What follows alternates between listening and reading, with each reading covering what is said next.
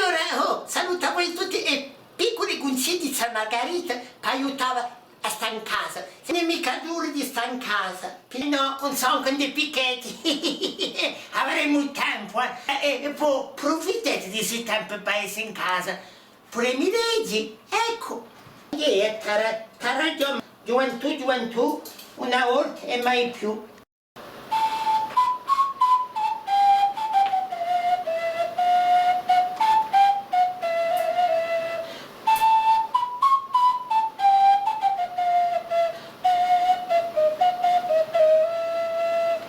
Si può anche suonare di pivana, ecco.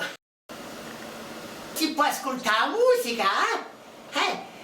Stasera la mia chitarra frova un buon balcone. E poi pigliati coscienza e state in casa, oh Marona. E poi pure andando anche in reti sociali, come facevi becco, struccive, strascram, tritter, e o meno giovane qualcosa, e ci teniamo sempre in contatti. Mi. E poi si può anche coscia e rappizzare i nostri vestiti stracci. Allora. E poi potete ascoltare o scriverci dischi, e l'occasione. Infine, qui sei, quanto a me invece come quanto a me, Oh Maroni, e poi pure ti fa anche un ghenage, così.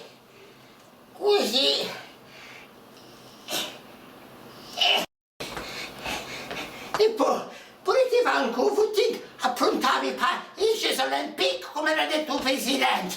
E io non ci ho partecipato. Oh Maroni, e ci sono.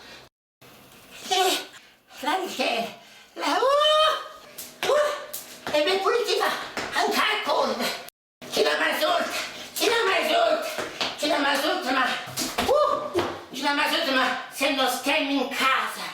E ti capito, Vigore? State in casa. In casa a voi e state in casa.